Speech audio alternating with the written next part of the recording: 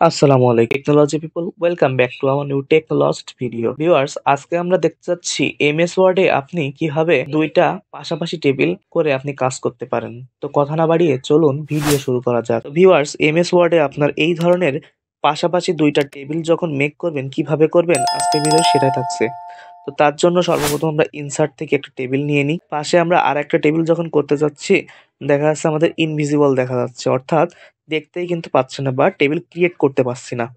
তো এই সমস্যার সমাধানের জন্য আমরা আবারও ইনসার্টে গিয়ে ৫টা কলাম নিয়ে একটা সিলেক্ট করে দিই।